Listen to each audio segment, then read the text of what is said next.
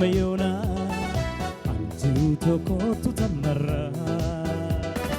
sinna miidhe sinna mo'e anjaladhen beeku kan biraa jiru kobaatiin wal beena rakkoon nammiine takkuma wayyaa bareedanaa kootu lakkii kan kee kun adduma jiru kobaatiin wal beena rakkoon nammiine takkuma wayyaa bareedanaa kootu lakkii kan kee kun adduma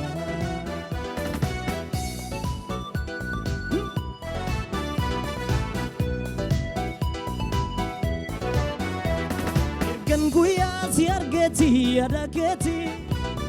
kunoo kobaana dubbisa malmallisa ergan guyyaa si argeeti yaada keeti kunoo kobaana dubbisa malmallisa ati silaa quban qabdu si jaalachuu kiyyan beektu yaada galee jiruuti yaa qabamee mi'a mana kootu ati silaa quban qabdu si jaalachuu kiyyan beektu yaada galee jiruuti yaa qabamee mi'a mana kootu dafii kootu as kootu dafiito as kootu dafiito as kootu dafii kootu as kootu dafiito as kootu dafiito as kootu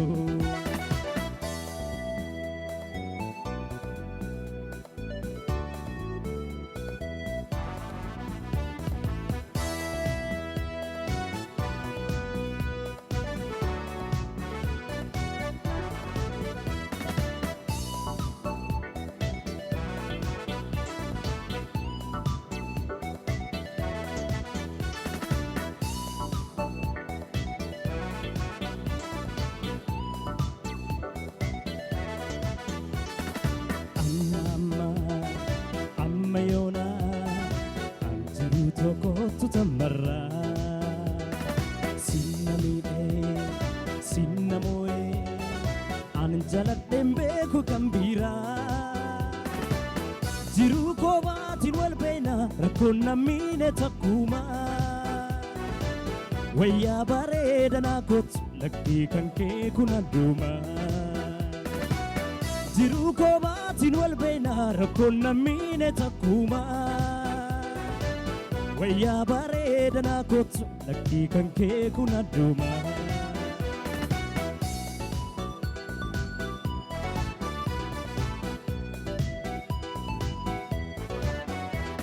ergan guyyaa si argeeti yaada keeti kunoo kobaana dubbisa mamalsa ergan guyyaa si argeeti yaada keeti kunoo kobaana dubbisa malmallisa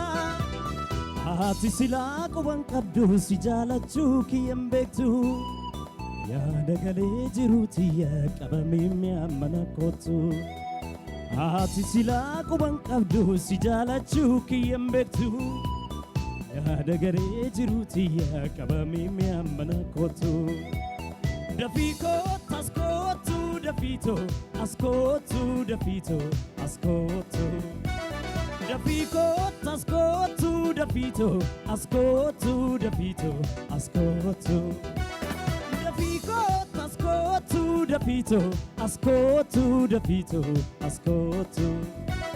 dafii kootu as kootu dafiito as kootu dafiito as kootu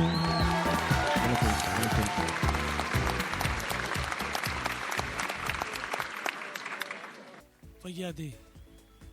akka gaarii fossarbita garuu akkatti jalqabdee fi akkatti fixutti rakkoo qabda sagalee ammaas yoggu takka qarree sagaleetiitirra ol baata sajjis ammaas steeppis yoggu takka wajjin deemtu leenjisa gaarii si feesisa akka kiyyatti hojjetteetta roon jedhu garuu hanqina baay'eedha kan sirratti mul'atu ritmii eegdee muuziqaa dhaggeeffachaa biriijiif intro jalqabaatii kaasee jechaadha eessatti akka galtu eessatti akka yeedaloo jijjiirtu kun sii galeera kan irratti shaakalteetta amma kanarra duwwaa etu hin ta'in kana beekuu duwwaatu hin ta'in weelluu ani weellise kun immoo akkamidha meejarii keessa jira iskeelii keessa jira kan jedhu nu banne sagaleen keemma sagaleen lafti dhattee jeedaloon kun dhaqee irratti boqotu suni inni dhaqee irratti boqotu suni meejariiti ala keessaa si gigaachaa jirte keessumaa varsii tokkoffaa fixxe lammaffaarra dhuftu si gigaachaa ture sagaleen kee kun hanqina jiranidha ornaamentii jiranis hin fayyadamne sagalee qabdu keessa keetii baasuudhaaf wanta hukkaamame jira sagaleen kee jechuun keessa keetii baaftee miti dhiibdee hin baafne jechuudha kanaaf gara fuulduraatti xiqqoo abdii qabda xiqqoo maaliif riitimiin xinnoo sii galeera biriijiif intiroo hubatteetta kanaaf amma sanii marsaa kanaa fi of eeggannoodhaan ituu dabarteeti of eeggannoodhaan si dabarsa. Ani wanti sitti himu iskeelii isaa haaf noot osoo gadi buute walakkaasaa yookiin guutuu osoo gadi buute sirriitti hojjettaa jedhee yaadaan. Kanaaf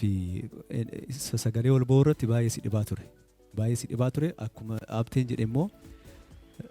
piichi keessa tasgabbooftee deemuu irratti hanqinni hin jira. Kanammoo sirriitti dhaggeeffachuudhaan wanta sirreessituudha. Kan biraa